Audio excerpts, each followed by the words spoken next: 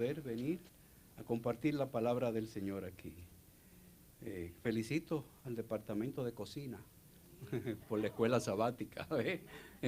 Podemos ver que pueden darnos alimento físico bueno y también espiritual muy bueno. Así que muchas gracias por ese alimento. La semana pasada tuvimos con nosotros al pastor William aquí. Yo decía, guay, qué compromiso. Después de él haber hablado, ahora me toca a mí. Lo que me ha hecho orar más al Señor y pedirle que sea Él que hable, aunque yo sea un instrumento nada más. Vamos a tener una oración para dar inicio. Dios y Padre nuestro que estás en los cielos, en este momento pedimos la dirección divina, Señor. Que tú seas que hable a nuestros corazones, Señor. Que nos ayude a que podamos ser no solamente oidores, sino también hacedores de tu palabra. En el nombre de Jesús, amén. No estaban todos aquí cuando comenzó la escuela sabática, pero la frase inicial que Madeline dijo fue que el Señor en todo momento tiene un mensaje especial para su pueblo.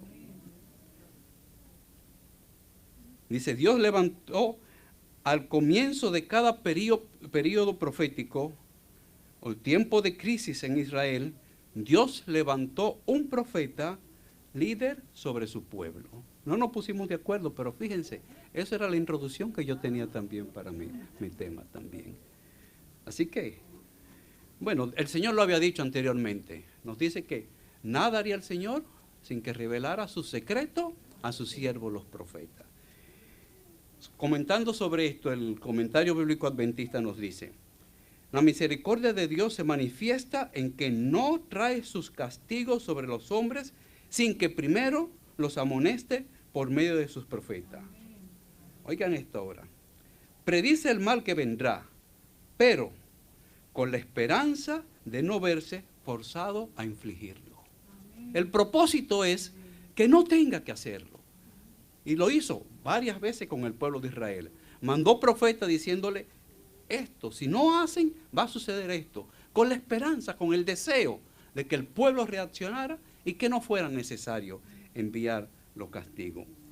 Siempre que hay una crisis espiritual, Dios envía un mensajero que cumpla su misión de llamar a su pueblo a volverse a Dios y obedecer la palabra. Podemos repasar la historia bíblica. Pensamos, por ejemplo, en el caso de Noé. Era algo trascendental que iba a suceder. Y por 120 años, el Señor estuvo, mediante Noé, diciéndole al mundo lo que iba a venir. Predicando y diciendo. Tenemos también el caso de Elías. Si podemos pasar el próximo. Ok, gracias. Gracias. El caso de Elías. Acab y Jezabel habían llevado al pueblo a la peor crisis espiritual. Ya no se pensaba ni se adoraba a Dios, solamente a dioses extraños. Sabemos la historia. El Señor llamó a Elías, aunque él lo estaba por allí orando y pidiendo, sin saber que el Señor lo iba a usar a él, lo llamó a él para que fuera el mensajero. Fue y dio el mensaje y por 3 años y medio no hubo lluvia. Finalmente, al final de eso, nuevamente se presenta Elías. Y entonces cuando el rey viene allí acusándole con valor y sin temor, le dice: tú y tu casa han causado esto. Y entonces llama al pueblo a una reflexión. Se reúne todo el pueblo. Cuando está todo el pueblo allí, no solamente el pueblo, los hijos de Dios, sino también los profetas de Baal. En Primera de Reyes 18:21 nos dice: entonces Elías, acercándose a todo el pueblo, dijo: ¿hasta cuándo vacilaréis vosotros entre dos pensamientos? Si Jehová es Dios, seguidle. Si Baal, id en pos de él. Y entonces agrega: y el pueblo no respondió palabra. Se presenta la exhortación, se le da la oportunidad al pueblo de que reaccione. Sin embargo, en todo el pueblo no había un valiente que se manifestara por parte del Señor. El pueblo no le contestó palabra. En toda esa vasta asamblea nadie se atrevió a rebelarse leal a Jehová. como una nube oscura, el engaño y la ceguera se habían extendido sobre Israel. Y ahora, en esta crisis, seguían rehusando decidirse por Dios. A ver si aquí. Oigan esta cita, mis hermanos. Y esta es la primera parte de esa cita. Luego vamos a mencionar la segunda parte. El Señor aborrece la indiferencia y la deslealtad en tiempo de crisis para su obra. A través de los siglos, Dios ha tenido héroes morales y los tiene ahora en aquellos que, como José, Elías y Daniel, no se avergüenzan de reconocerse como su pueblo particular. Lamentablemente, algunos de nosotros nos avergonzamos. Nuestros vecinos saben el Dios que nosotros adoramos. El lugar donde trabajo, digo, yo he oído algunas personas que dicen, no, yo no quiero que ellos sepan que yo soy adventista. Nos avergonzamos. Sabemos lo que sucedió allí. Primero estuvieron los sacerdotes de Baal por casi un día clamándole al Señor, hiriéndose y queriendo hacer trampa, pero Elías estaba pendiente para que no lo hicieran. Y entonces cuando llegó el momento de Elías, le dijo, para que vean que no hay trampa, échenle agua. Echen, sigan echando, sigan echando. Lo vamos a leer en los versículos 36. Primera de Reyes 18, comenzando con el versículo 36. Y como llegó la hora de ofrecer el holocausto, llegóse el profeta Elías y dijo, Jehová, Dios de Abraham, de Isaac y de Israel, sea hoy manifiesta que tú eres Dios en Israel, y que yo soy tu siervo, y que por mandato tuyo he hecho todas estas cosas. Respóndeme, Jehová, respóndeme, para que conozca este pueblo que tú, oh Jehová, eres el Dios, y que tú volviste atrás el corazón de ellos. Entonces cayó fuego de Jehová, el cual consumió el holocausto, y la leña, y las piedras, y el polvo, y aún lamió las aguas que estaban en la ceguera. Y viendo todo el pueblo, cayeron sobre sus rostros y dijeron, Jehová es el Dios, Jehová es el Dios. Es necesario que el Señor se manifieste en esta forma para que nosotros reconozcamos que Dios es Jehová. Después de esto el Señor siguió enviando sus profetas, pero el tiempo no nos permite ir a través de todo ello. Pero finalmente llegamos al último que aparece en la Biblia, Malaquías. Malaquías 4, 5 y 6 dice, miren ustedes, voy a enviarles el profeta Elías antes que llegue el día del Señor, que será un día grande y terrible. Él hará que padres e hijos se reconcilien. De lo contrario, vendré y castigaré su país, destruyéndolo por completo. Nuevamente la exhortación y también lo que sucedería si no cumplían. Por supuesto, aquí Malaquías está diciendo que iba a venir Elías. Nosotros sabemos lo que sucedió con Elías, que fue y ascendió al cielo. Realmente está diciendo que alguien como Elías, con la actitud y el espíritu de Elías, vendría. Vemos que Malaquías concluye su libro apoyándose en el pasado y señalando hacia el futuro. Es el fin del Nuevo Testamento, pero es como un preámbulo del Nuevo Testamento. ¿Quién es ese Elías del cual Malaquías está hablando? Yo sé que todos sabemos. Es algo que vendría en el futuro. La Biblia nos da la respuesta.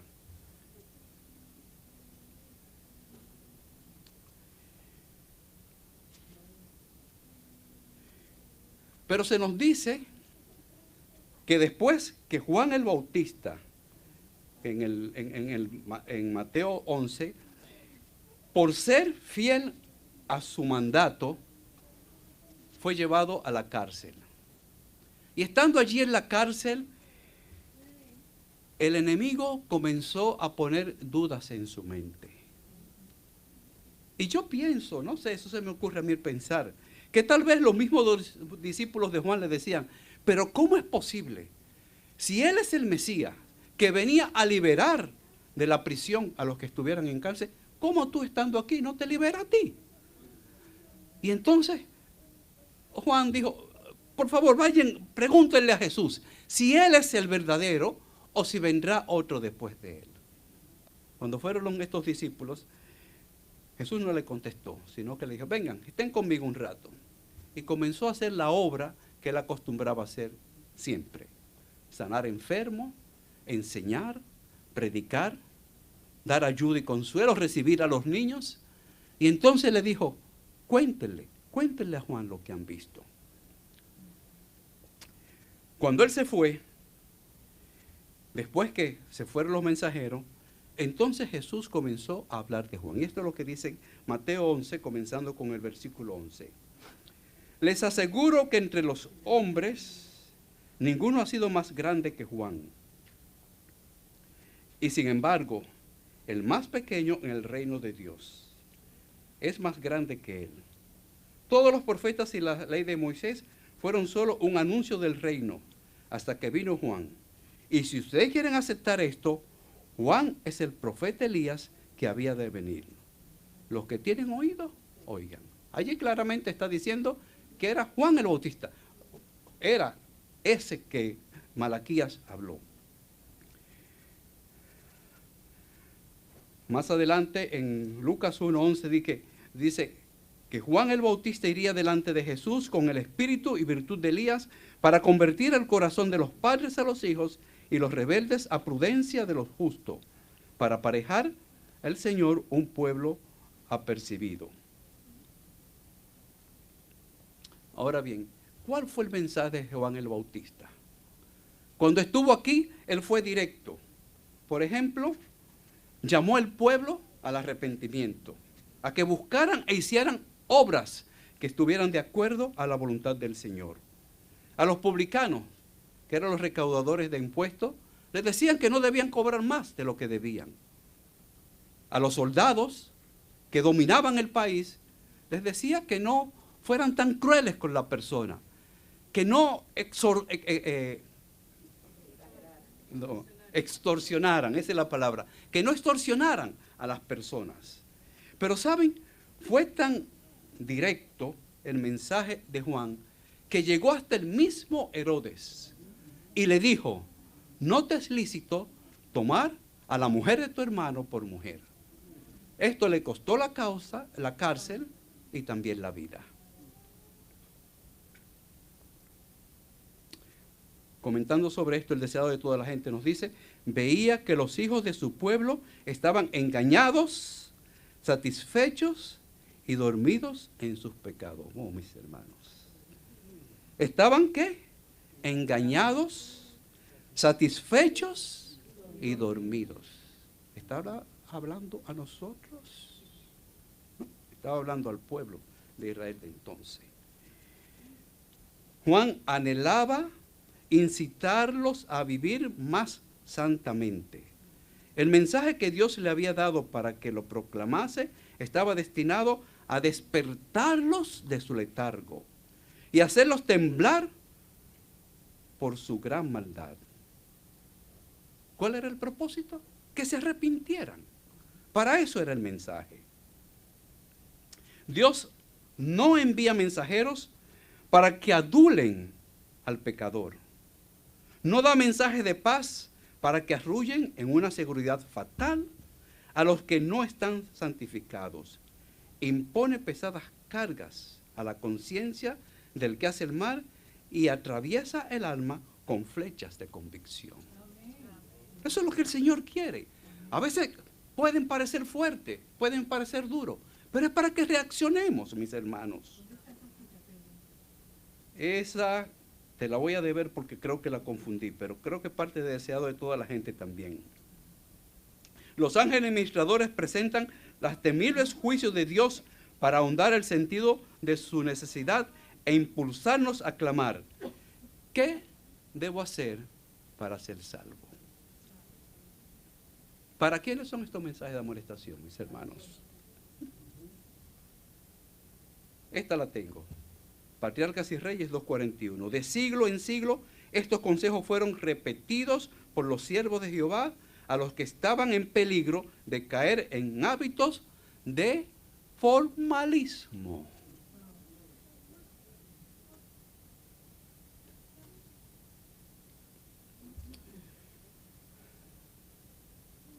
Vámonos, lo que nos toca a nosotros. Podemos decir eso fue para aquellos, ¿ven? ¿Saben? Juan estaba en la isla de Patmos, estaba prisionero. Y entonces el Señor mandó un mensaje para las iglesias desde ahí en adelante. Me llama la atención, no sé cuál es el nombre.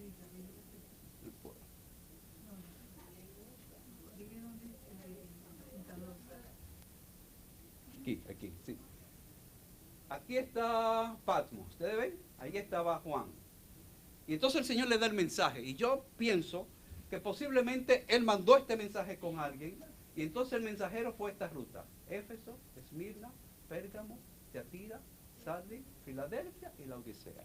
El mismo orden en que aparecen en la Biblia. Allí fue el mensajero.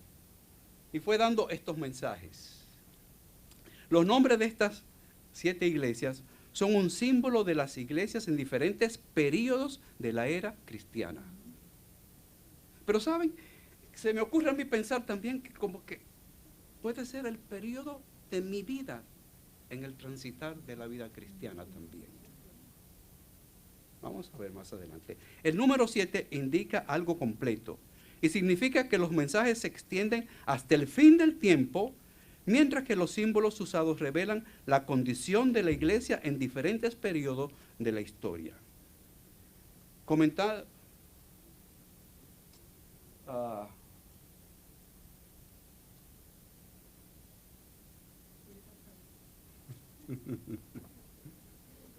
Sí.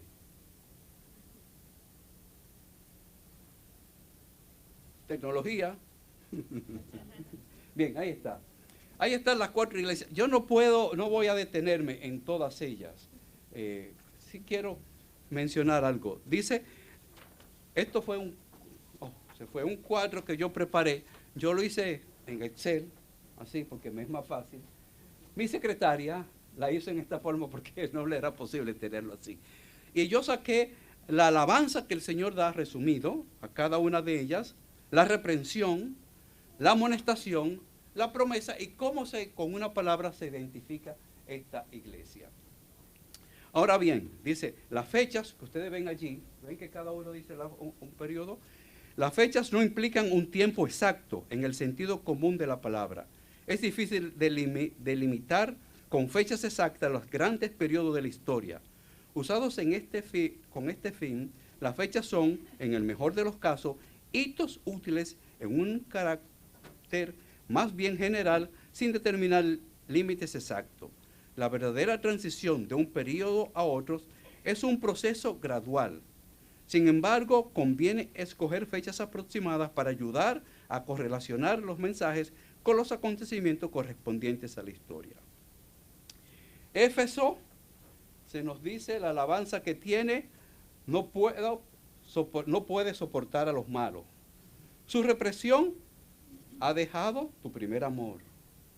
Por eso digo, la vida cristiana de nosotros parece así. Cuando vinimos y al principio nos encontramos con Cristo, que fue algo nuevo en nuestra vida, era algo como que queríamos decirlo a todo. Nos salía por todas partes el gozo que sentíamos de habernos encontrado con Jesús. Pero eventualmente, ¿qué pasó? Se fue apagando, se fue enfriando. Lo mismo que pasó con Éfeso. La amonestación, arrepiéntete y haz las primeras obras. La promesa, le daré comer del árbol de la vida, y se puede describir con una palabra: desapasionada. Hay algo que yo quiero mencionar sobre el tiempo de Éfeso, que nos dice que fue del año 31. ¿Qué sucedió en el año 31? La muerte de Cristo, y ahí comenzó la era cristiana. Se nos dice en Hechos 2:42 de esta iglesia, porque voy a referirme a eso más adelante, todos seguían firmes en lo que los apóstoles les enseñaban, y compartían lo que tenían, y oraban y se reunían para partir el pan. El versículo 46 dice, todos los días reunían en el templo y en las casas partían el pan y comían juntos con alegría y sencillez de corazón. Yo no sé si el tiempo me va a alcanzar para decir todo lo que dice cada una de ellas. Bueno, vamos a seguir. Esmirna del 100 al 223, espiritualmente rica. ¿Saben? No hay reprensión para esta iglesia. Hay dos iglesias que no tienen ninguna reprensión, que son la iglesia de Esmirna y la iglesia de Filadelfia. Sí dice a la amonestación, sé fiel hasta la muerte. La promesa, no recibirá daño en la muerte segunda, y se conoce como la iglesia perseguida.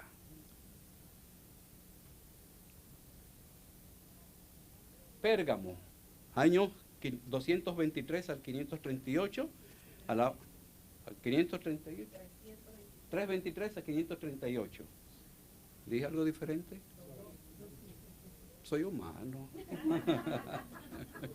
Sí, está bien. Exacto, gracias, Zoraida.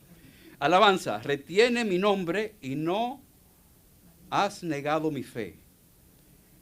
Reprensión, tiene los de la doctrina de Balaam y Nicolaitas. Amonestación, arrepiéntete. Promesa, comer del maná escondido y piedra con un nuevo nombre, y se le reconoce como tolerante. La iglesia de Tiatira, 538 a 1798. ¿Saben lo que sucedió en 1798? ¿Verdad? Bien.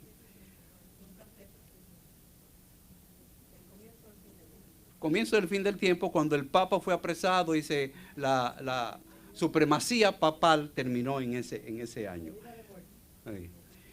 Obras postreras son más que las primeras. Permites a Jezabel enseñar y engañar. Amonestación, que se arrepienta de la fornicación. Promesa, potestad sobre la gente y la estrella de la mañana.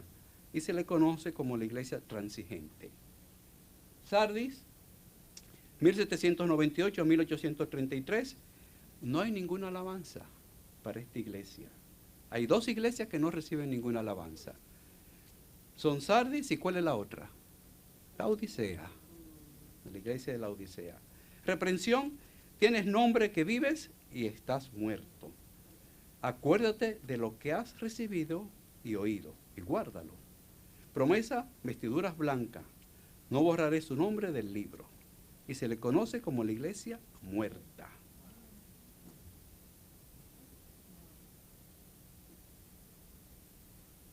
Filadelfia, 1833 a 1844, has guardado mi palabra y no has negado mi nombre.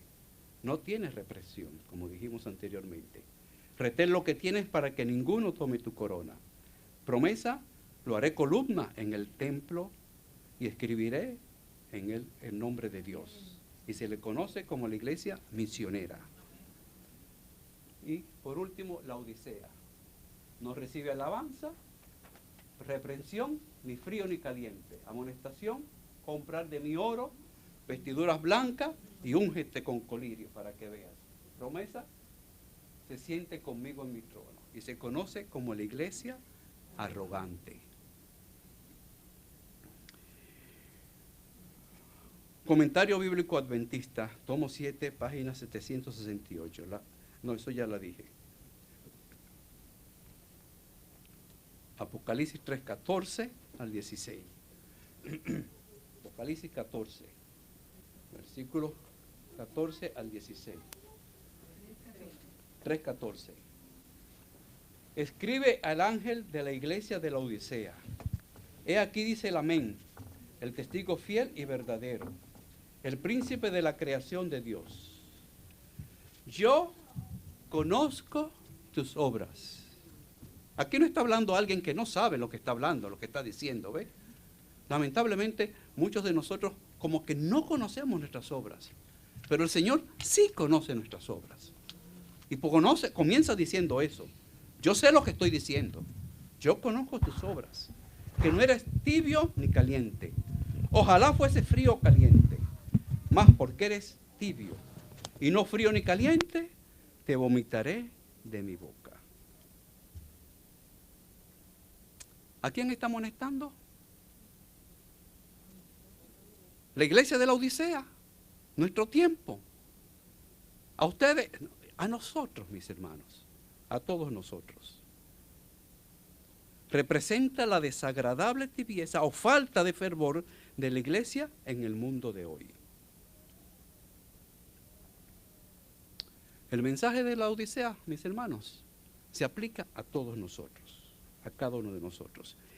Comentario bíblico adventista, continúo leyendo, representa la desagradable tibieza o falta de fervor de la iglesia en el mundo de hoy. Oigan esto. Los adventistas del séptimo día han reconocido por más de un siglo que el mensaje a la Odisea tiene una aplicación especial para ellos. El mensaje a la Odisea no está hablando al mundo, está hablando a nosotros, tibios, fríos, ciegos, cuitados, desnudos. Me está hablando a mí. Está hablando a cada uno de los dirigentes de esta iglesia. Está hablando a cada uno de los miembros de esta iglesia. El mensaje es individual para cada uno de nosotros. Dice el texto que porque no eres ni frío ni caliente, te vomitaré de mi boca. ¿Cuándo vomita una persona? Cuando está enfermo. O sea, mis hermanos, la condición nuestra hace que el Señor se sienta enfermo.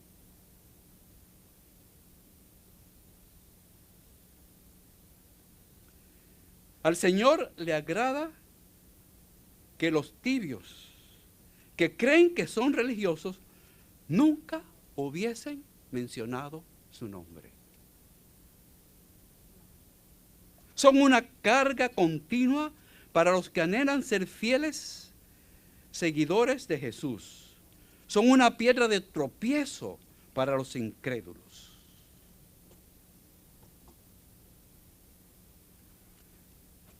Preferiría que ni siquiera dijéramos que somos hijos de Dios. Es lo que dice el apóstol Pablo en 2 de Timoteo 3:5.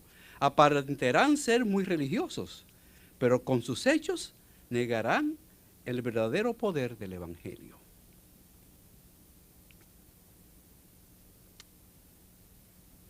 El cristianismo tibio retiene la forma y hasta el contenido del Evangelio en cantidad suficiente para adormecer las facultades de percepción del Espíritu. El típico cristiano laodicense está contento con el rutinario transcurrir de las cosas y se enorgullece del poco progreso que hace. Comentario bíblico adventista, tomo 7, página 777. ¿Sabe? Michael Stark, hablando sobre esto, oigan lo que dice. Es como si llegáramos al culto divino diciendo, dame $3 de religión. No lo quiero muy picante ni con mucho azúcar. Solamente quiero lo suficiente religión que me baste hasta la próxima semana cuando regresaré a la iglesia. Entonces, el predicador le sirve una porción, evitando toda amargura, asegurándole al oyente que están bien para evitar que nadie se ofenda.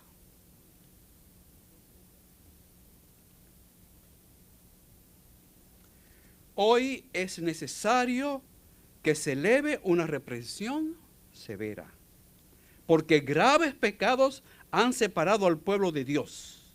La incredulidad se está poniendo de moda aceleradamente. Dios llama a hombres como Elías, Natán y Juan el Bautista, hombres que darán su mensaje con fidelidad y respectivamente de las consecuencias. Hombres que dirán la verdad con valor, aun cuando ello exija el sacrificio de todo lo que tienen. Estoy citando mucho porque no quiero que digan que son palabras mías. Esto es Profetas y Reyes, páginas 103 y 104. Una iglesia tibia es una que transige con el mundo. ¿Qué dije? Y se asemeja a la sociedad que le rodea. profesa cristianismo, pero en realidad es una miserable ruina espiritual. Little Meadows dijo eso.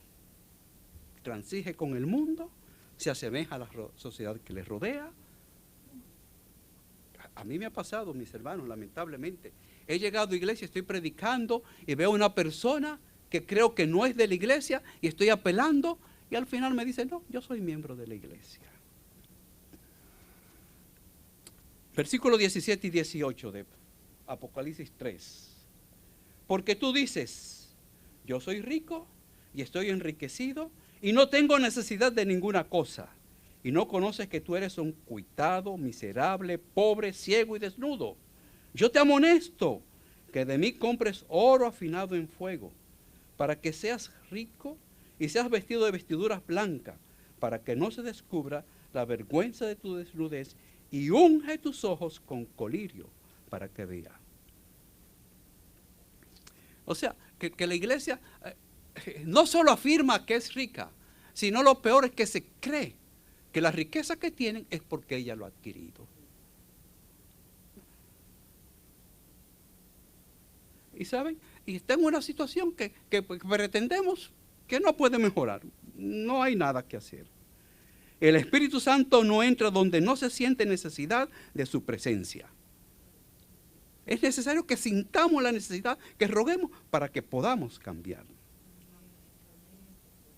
¿Saben? Nosotros realmente no conocemos la condición en que estamos, pero Dios sí la conoce y por eso la amonestación.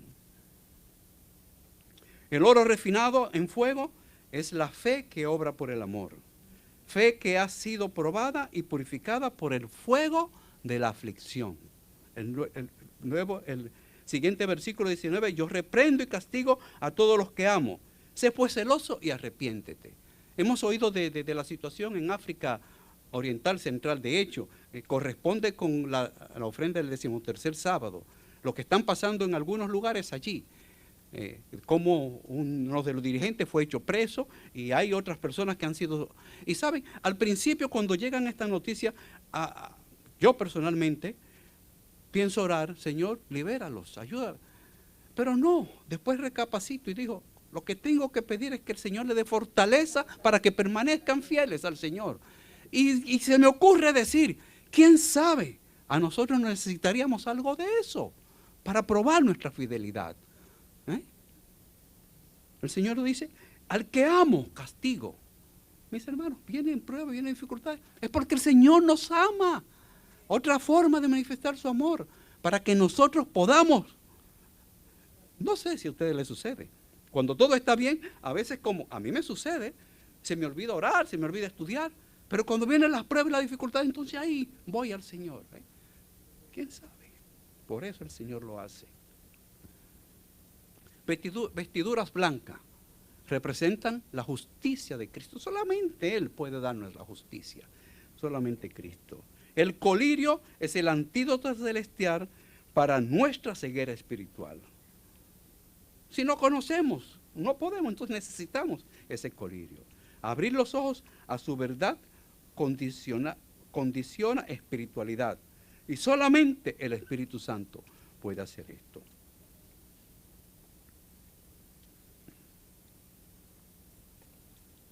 ¿Saben? Cuando originalmente se desveló la pintura original de Cristo tocando a la puerta, allí habían muchas personas cuando se fue a revelar por primera vez. Y entre esos habían críticos de pintura. Y uno de esos críticos que estaba allí inmediatamente llamó la atención y dijo, no, pero hay un error en esa pintura. Y entonces el que lo hizo se sorprendió y dijo, sí, dígame. Dice, no tiene cerradura. Y entonces él sonrió y le dijo, sí, precisamente porque esa puerta solamente se puede abrir por dentro.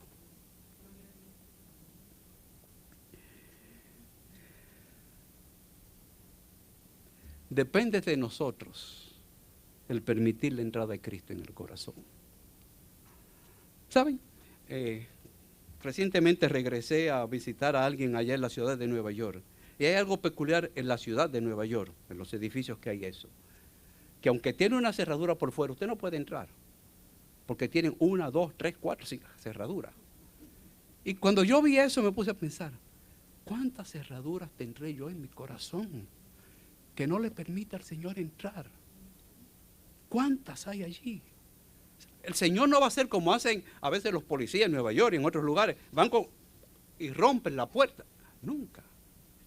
Toca y entonces dice, si alguno oyere mi voz.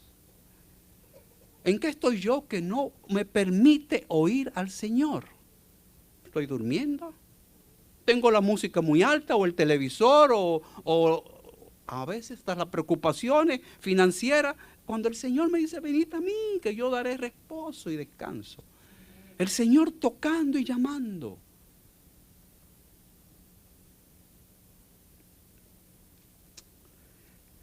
Hans Crosset, hablando sobre esto, dice, a diferencia de otras iglesias en sus días, la Odisea disfruta de toda libertad religiosa.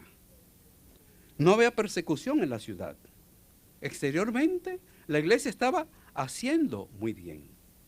Tenían todo lo que necesitaban. Sin embargo, en lo interior eran pobres. Estaban al punto de la bancarrota espiritual. ¿Por qué? La razón es que habían perdido la conexión con Cristo. Jesucristo ya no estaba entre ellos. De alguna manera lo habían empujado fuera de la puerta. Ahora la puerta está cerrada y él se encuentra parado fuera. Versículo 20 nos dice, he aquí, yo estoy a la puerta y llamo.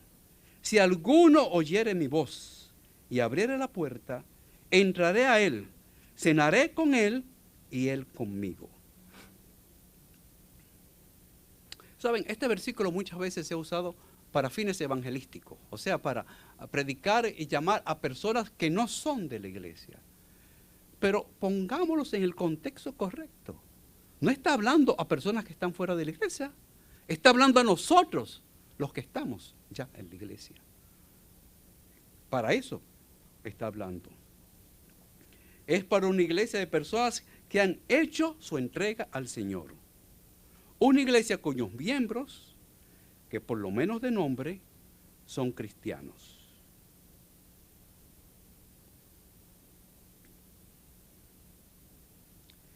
A la iglesia de la Odisea no se le está diciendo que se compare con otras iglesias. El Señor quiere que se miren al espejo y puedan ver su propia condición, su real salud espiritual. Hoy, en este momento, Jesús nos llama a reflexionar sobre nuestra congregación, aquí, en una esperanza. ¿Está Cristo dentro o fuera? Pero miren, yo creo que debemos hacernos esa pregunta en una forma personal, cada uno de nosotros, en nuestra vida. ¿Está Cristo dentro o fuera? El Señor nos dice que Él quiere entrar a cenar con nosotros. Ahora, mis hermanos, ¿creen ustedes que el Señor está interesado en lo que vamos a comer? ¿Cuál es la comida que le vamos a dar? Él quiere venir a compartir con nosotros. Y eso me hace reflexionar un poco.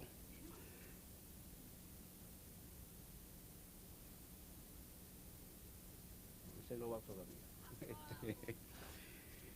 Dice que todos los días se reunían en el templo y en las casas, partían el pan y comían juntos con alegría y sencillez de corazón. Por eso es que la iglesia, después del culto, muchas veces tiene la comida, para que podamos compartir entre nosotros, para que podamos confraternizar. Aquí en el culto venimos, no tenemos tiempo. Entonces es bueno que nos conozcamos cada uno de nosotros. Y si nos conocemos, tener la oportunidad de ayudar. Porque si yo no tengo confianza con Lina, no voy a decirle algún problema que me pueda ayudar. O ella decirme a mí, es para eso. El Señor no quiere venir, no le interesa lo que usted tiene en su mesa. Lo que quiere es compartir con nosotros.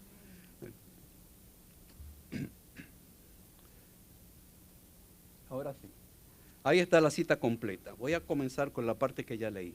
El Señor aborrece la indiferencia y la deslealtad en tiempo de crisis para su obra. A través de los siglos, Dios ha tenido héroes morales y los tiene ahora en aquellos que, como José, Daniel y Elías, no se avergüenza de reconocerle como su pueblo particular. La bendición especial de Dios acompaña las labores de los hombres de acción que no se dejan desviar de la línea recta del deber, sino que con energía divina preguntan, ¿quién es de Jehová? Y es la pregunta que yo hago en esta mañana. Puede ser, mis hermanos, que en el pasado reconocemos que tal vez le hemos fallado al Señor, que tal vez, aunque Él ha tocado a la puerta, quién sabe, ni siquiera oímos. Pero en esta mañana queremos dejarle dar la entrada al Señor, completamente, abrir la puerta para que le entre. ¿Quisieran usted permitir que el Señor entre en su corazón? ¿Quisieran ponerse de pie para tener una oración, pidiéndole al Señor que haga entrada plena en nuestros corazones y que habite para siempre? Oremos. Dios y Padre nuestro que estás en los cielos, gracias, Señor, por tus amonestaciones, porque sabemos que lo hace porque nos ama, Señor, porque quiere que nosotros todos podamos ser salvos. Oh, Señor, permite que podamos reconocer nuestra condición espiritual real. Que podamos, Señor, al reconocer esto, permitir que tú hagas la obra mediante tu Santo Espíritu. Y que podamos ser llenos de tu Santo Espíritu. Que Cristo pueda entrar en nuestros corazones y que pueda ser una realidad de tal manera que podamos ser un testimonio para otros. Bendícenos y ayúdanos a perseverar en tu amor. En el nombre de Jesús. Amén.